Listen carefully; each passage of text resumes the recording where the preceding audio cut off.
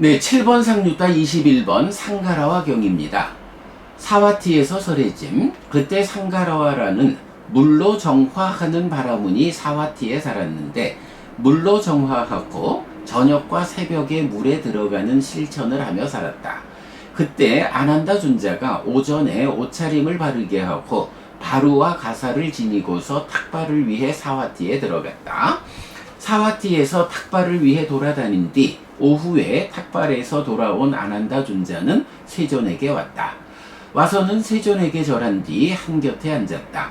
한곁에 앉은 아난다 존자는 세존에게 이렇게 말했다.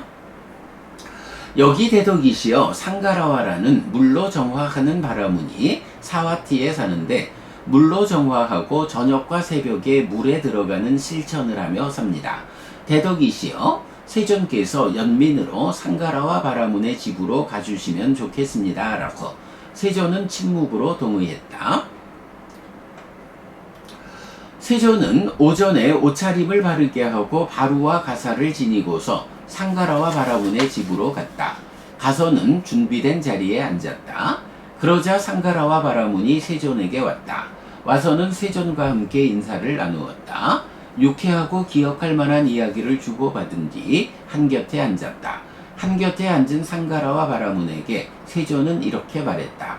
참으로 바라문이여, 그대는 물로 정화하는 사람이어서 물로 정화하고 저녁과 새벽에 물에 들어가는 실천을 하며 삽니까? 라고.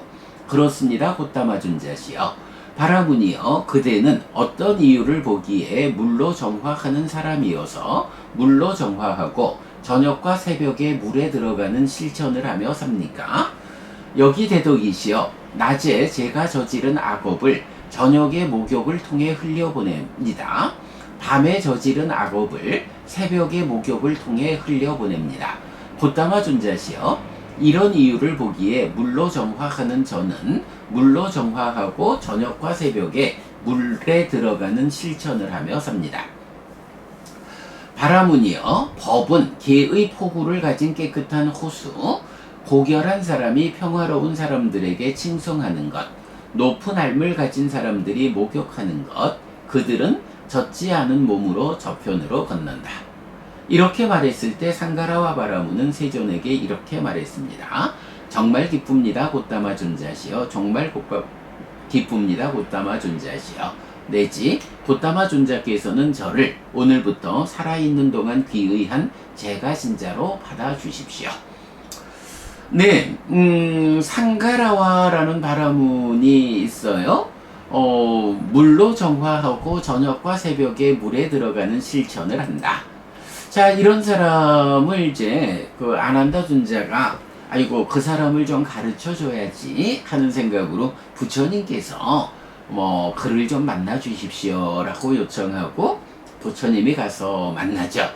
그래서 부처님이 이제 상가라와 바라문한테 물로 정화하는 사람이다. 그래서 물로 정화하고 저녁과 새벽에 물에 들어가는 실천을 하며 삽니까? 라고 묻죠. 그랬더니 그렇다.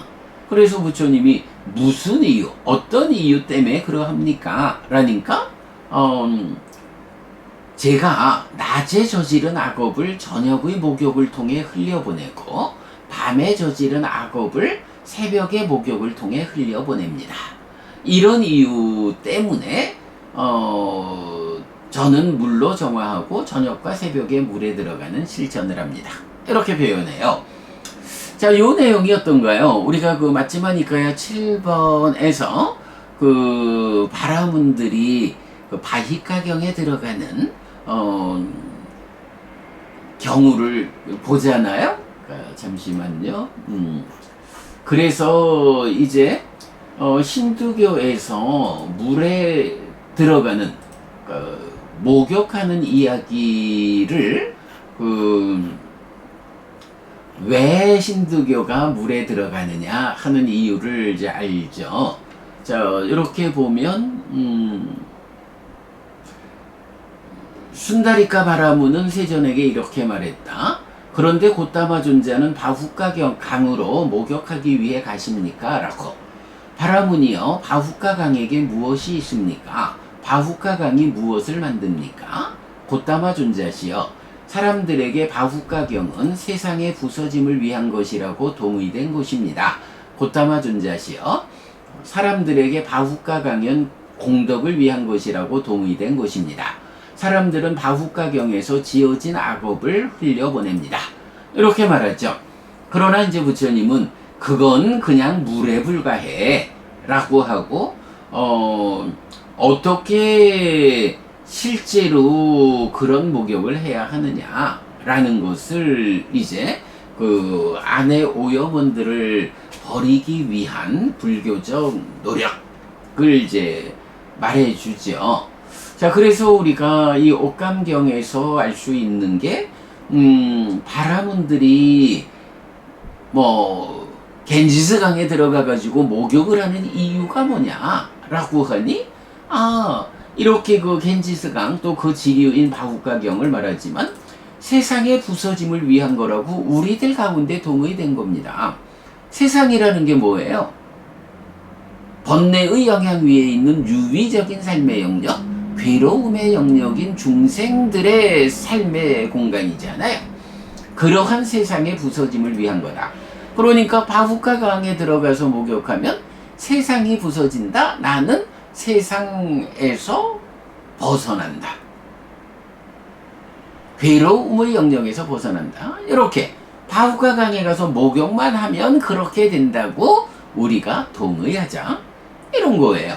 그래서 바후카강에 가서 목욕하면 그게 공덕이 된다. 거기에서 이전에 지은 악업을 흘려보낸다. 이렇게 강에 가서 목욕하는 이유를 말하고 있거든요. 뭐 악업을 흘려보낸다 이렇게 나오는 거죠. 상가라와 경에서는 강에 들어간다라는 말은 직접 하진 않는데 물에 들어가는 실천을 한다. 물에 들어가는 거니까 집안에 욕조 안에 물 떠놓고 들어가겠어요? 호수가 있든지 아무래도 쉽게 강을 말하겠죠. 그러니까 물에 들어가는 실천을 한다. 강에 들어가서 실천을 하는 이유가 뭐냐라고 하니 여기서는 낮에 저지른 악업을 흘려보내기 위해서 저녁에 물에 들어가서 목욕을 하고, 밤에 저지른 악업을 흘려보내기 위해서 새벽에 물에 들어가 목욕을 한다. 이렇게 말하는 거죠. 그러니까 옥감경이 말하는 바후카경에 들어가는 이유하고 사실은 같은 이유.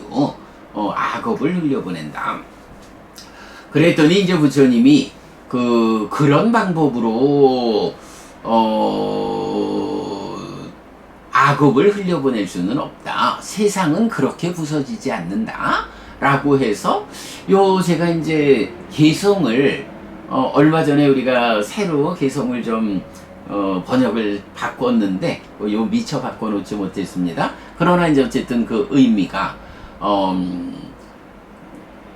법의 호수를 둘러싸는 그러니까 개에 둘러싸인 법의 호수라고 해서 개로서 법의 호수를 잘 둘러싸고 있어야 그 법의 호수에서 목욕함으로써 저편으로 건넌다. 세상을 부수고 강의 이편에서 저편으로 건너가는 것이 법이라는 호수에서 목욕하는 거고, 그 법의 호수를 개로서 잘 둘러싸고 있다. 해서 개의 의미를 법의 호수를 둘러싸는 일, 이렇게 이제 우리가 말하고 있는데, 부처님은 이렇게 목욕을 해서 악업을 흘려보내고 세상을 부수고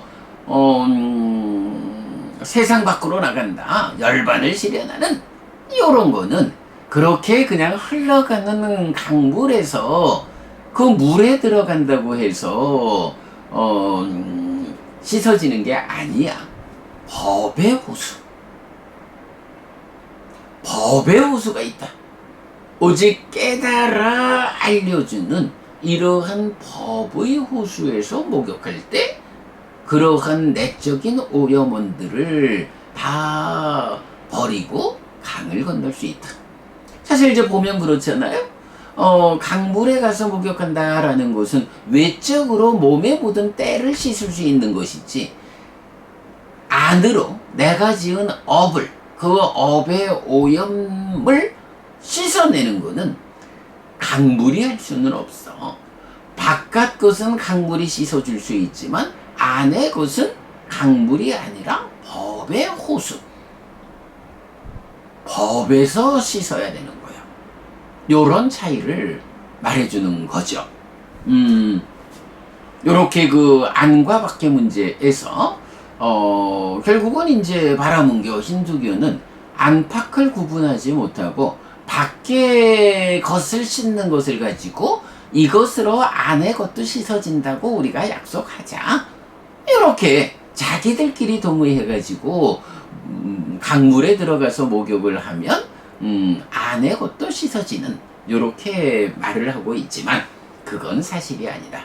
밖의 것은 그렇게 씻을 수 있겠지만 안의 것, 업을 흘려보낸다? 지어진 업의 문제를 해결하는, 또 내적인 청정함을 확보해서 깨달아 윤회에서 벗어나는, 이것은 강물이 아니라 법의 호수에서 목욕할 때 가능하고, 그 법의 호수는 계에 의해서 잘 보호된다, 이런 말이죠. 우리가 또 독성집 중에서 자기보호경 보면 어때요? 자기보호경, 뭐 왕의 군대를 통해 가지고도 보호할 수 있는 거는 밖의 관계, 세상과의 관계에서 나를 보호할 수 있지만 안으로 내 자신의 문제는 그런 왕의 권력으로 보호할 수 없다. 오직 몸과 말과 마음으로 나쁜 행위를 하지 않고 좋은 행위를 할 때, 그때 비로소 안으로 내가 보호되는 거다. 자기 보호를 하는 자다. 이렇게 안팎을 구분해서 자기 보호경도 말하고 있잖아요. 결국은 이렇게 목욕이라는 이 개념도 바라문들은 안팎을 구분하지 못하고 밖을 씻을 수 있는 물에 들어가는 것 가지고 안의 것이 씻어질 것이다 라고 오해하고 있지만, 부처님은 아니다. 안의 것은 법의 호수에서 목욕할 때 씻어지는 것이라. 그 법의 호수는 계에 의해서 잘 보호된다, 이렇게 말씀하시는 거죠. 중점, 가장 핵심적인 차이를 말하는 거고요. 그런가 하면 또 우리가 이런 목욕과 관련한 이야기에 대해서는 또 놓치면 안 되는 게 디가니카야 31번 신갈라경이죠. 요거 중국에서 육방예경이라고 번역된 경인데, 요런 거, 장자의 아들 신갈라카가 이른 아침에 일어나 라자가하에서 나와서 젖은 옷, 젖은 머리로 합장을 한 채 동남, 서북, 아래쪽, 위쪽의 6방향으로 예배했다. 이렇게 이제 요런 상황이 나오죠. 그러면 이른 아침에 라자가해에서 나왔다라는 거, 강가로 왔다, 이런 얘기겠죠. 젖은 옷, 젖은 머리로 합장을 한 채 동서남북 아래 위의 6방향으로 예배를 하고 있다. 강에 들어가서 목욕하고 나와서 이런 얘기가 되겠죠. 그래가지고 이제 부처님이 장자의 아들이여, 그대는 왜 이른 아침에 일어나 라자가하에서 나와서 젖은 옷, 젖은 머리로 합장을 한 채 동남, 서북, 아래, 위쪽의 여러 방향으로 예배하는가? 라고 물으시죠. 그랬더니 신갈라카가 저희 아버지가 돌아가실 때 저에게 아들아, 너는 여러 방위에 예배해야 한다 라고 말했습니다. 그래서 저는 뭐가 뭔지는 잘 모르지만 아버지의 말씀을 존경, 존중, 숭상, 예배하기 때문에 저는 이른 아침에 일어나서 라자가에서 나와서 말하자면 강에 들어가서 목욕을 하고는 젖은 옷, 젖은 머리로 합장한 채 여러 방향으로 예배합니다. 이렇게 대답을 하고, 그럴 때 이제 부처님이 성스러운 유래에서는 이렇게 6방향으로 예배하지 않는다 라고 말씀하시니까 성스러운 유래에서 어떻게 6방향으로 예배하는지 저에게 가르쳐 주십시오 라고 해서 사실은 이 신갈라경은 육방예경이라고 번역되어서 중국에서도 아주 비중 큰 경으로 알려져 있는데, 그 경의 출발이 바로 이렇게 물에 들어가서 목욕하는, 근데 왜 하는지는 모르는, 단지 아버지의 말씀 때문에 하는 이제 이런 경우를 이제 소개하고 있어요. 자, 그래서 오늘 7번 상류타 21번 상가라와 경에서 저녁과 새벽에 물에 들어가는 실천을 하는, 물로 정화하는 바라문에 대한 그 정화의 이야기 같이 보았는데요. 참고로 요런 내용도 있죠. 저녁에 3번 물에 들어가는 실천을 하며 사는 사람이 있는데, 우리 얼마 전 안구테라 니카야에서 보았지만, 이제 그 나체 수행자들의 그 고행하는 모습을 설명할 때 어때요? 그 나체 수행자들이 마지막 쪽에 가면 저녁에 3번 물에 들어가는 실천을 하며 산다 라고, 이 바라문들이 저녁과 새벽에 물에 들어가고 요런 바라문들이 물에 들어가서 목욕하는 고하고는 좀 다르게 유행승들, 나체 수행자들이 그 고행을 하는 한 과정으로 저녁에 3번 물에 들어가는 이제 요런 장면도 우리가 함께 기억하면 좋겠습니다. 자, 그래서 7번 상류타 21번 상가라와 경은 물에 들어가서 목욕하는 바라문들의 이야기를 총괄적으로 살펴봤고요.